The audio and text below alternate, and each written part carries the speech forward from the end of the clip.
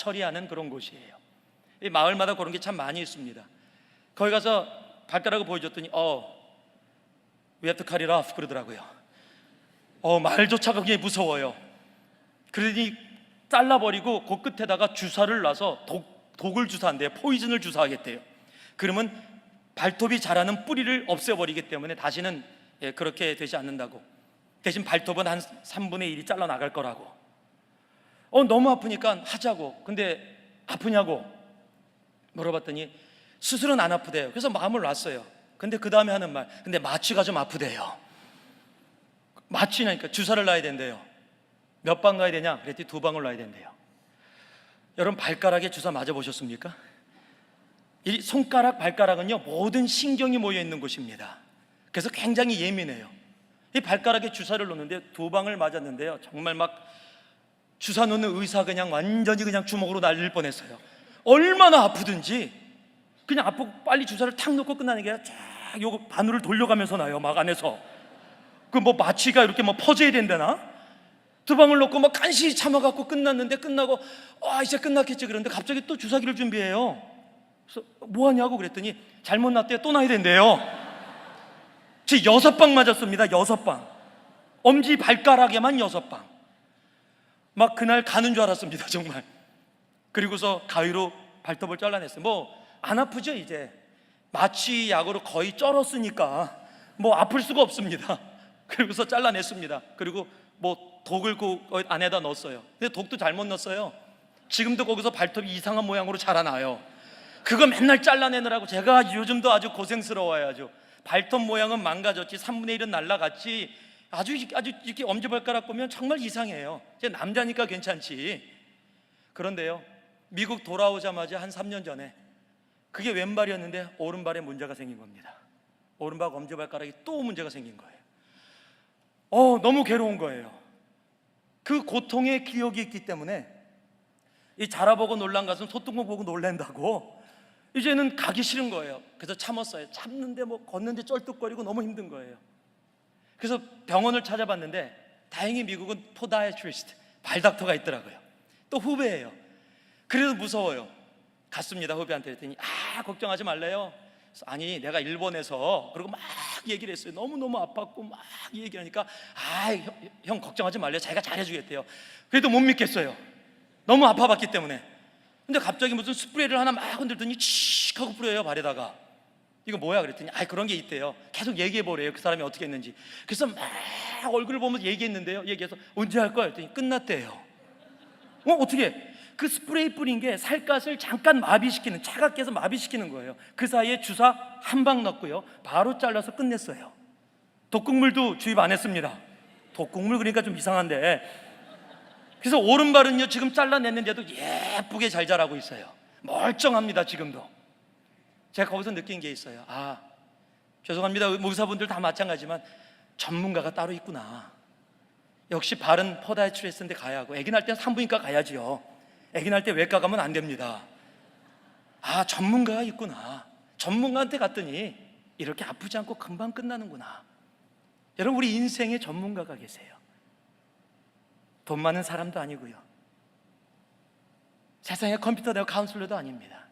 인생의 전문가는 우리를 위해 우리의 고통, 모든 죄와 고통을 다 감당하시고 십자가에 달려 돌아가신 바로 우리 예수 그리스도십니다. 여러분 그는 우리 인생의 전문가라서요. 그가 고통을 당해 아픔을 당해봤기 때문에 고통받는 사람들의 그 고통이 무엇인지를 아십니다. 그가 우리의 피난처세요. 예수 그리스도가 우리의 피난처입니다. 다윗이 사울의 눈을 피해서 목숨을 살리기 위해서 도망간 곳이 다른 나라가 아니라 바로 사무엘이 있었던, 선지자가 있었던 곳이라는 것이에요. 그곳이 어느 곳이에요? 그곳이 바로 하나님의 임재가 있었던 곳입니다. 하나님은요 여러분들이 힘들고 어려울 때 그곳으로 여러분을 오시는 것을 원하십니다. 그곳에서 기다리고 계세요. 여러분을 만나기를 원하시는 겁니다. 그 말씀을 봤더니요 20절 말씀에 이렇게 적혀 있어요.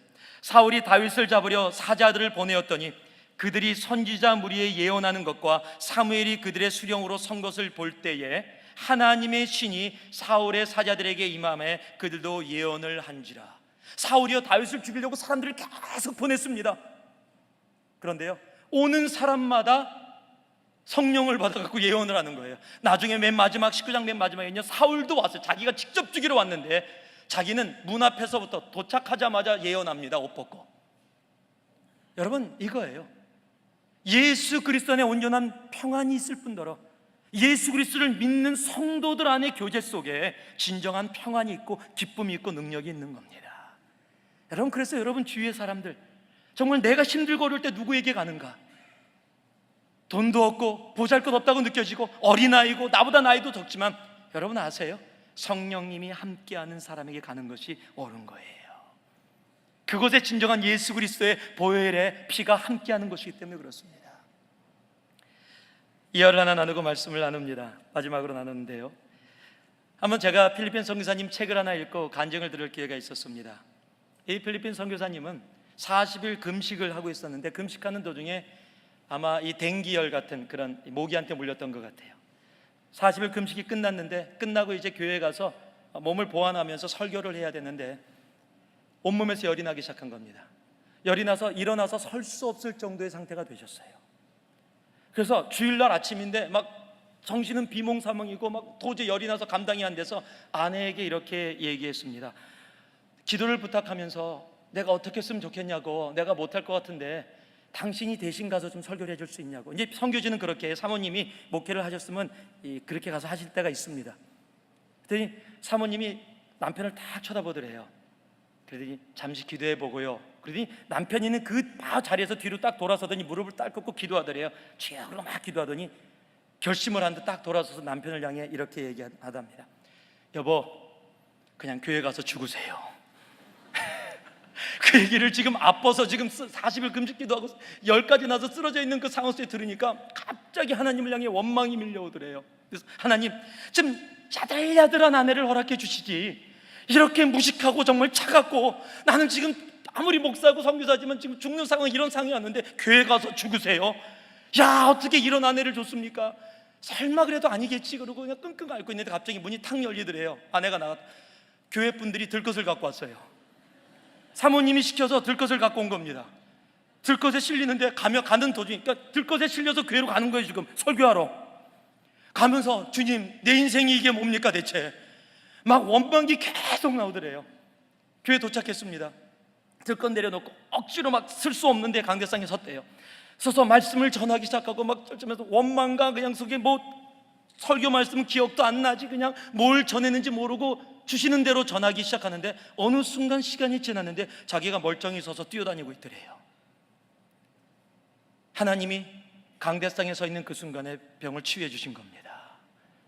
그러면서 자기가 느낀 게 있대요. 아, 정말 하나님이 함께하는 사람은 내가 아프니까 쉬어 괜찮아, 좀 쉬어도 괜찮아, 인간인데 뭐 그런 거 다 그럴 수 있지, 그런 사람이 아니라 정말 하나님의 음성을 듣고 영적으로 가르쳐주는 사람이, 그것이 힘들고 어려운 길이라도 그것이 진짜 하나님이 나를 위해서 세우신 동역자구나, 그렇게 생각되니까 아내가 그렇게 예쁘게 보일 수가 없더래요. 여러분, 그런 겁니다. 나에게 단말을 해주는 사람이, 나에게 지금 귀에 솔깃한 말을 해주는 사람이 성령님과 예수님이 함께하는 사람이 아니라 비록 나에게 쓴말을 해주더라도 하나님 앞에 올바로 서게 해주는 것. 여러분, 그래서 다윗은 사무엘과 선지자 있는 곳으로 간 겁니다. 하나님이 함께하는 곳, 예수 그리스도의 보혈의 피가 있는 곳, 그 보혈의 피를 믿고 의지하며 나아가는 성도들이 있는 곳, 바로 그것이 피난처입니다. 말씀을 맞습니다. 예수 믿는데요, 힘들고 어려운 일이 있습니다. 없으면 거짓말입니다.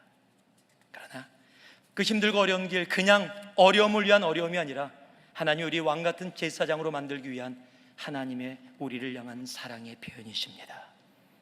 그리고 그 과정도 그냥 우리 혼자 걷게 안 하시고요, 피난처 되신 우리 하나님께서 그 십자가에서 달려 죽기까지 사랑한 그 예수 그리스도의 그 보혈의 피로 우리를 위로하시고 지켜주시고 보호해 주시는 겁니다.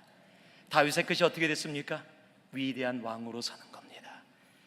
이 역경 가운데, 이 어려운 가운데, 그것이 무엇이든지 간에 하나님 앞에, 하나님, 내가 왕같은 제사장으로 서는 이 과정 결코 포기하지 않겠습니다. 비록 힘들고 어려워도 예수 믿는데 왜 이렇게 힘들어요? 라고 얘기하지 아니하고 예수 믿으니까 힘든 거다 당당히 얘기하며 나아가겠습니다. 나를 지켜주시옵소서. 그렇게 고백할 수 있는 베델의 귀한 성도 되기를 주님의 이름으로 축원합니다. 기도하겠습니다.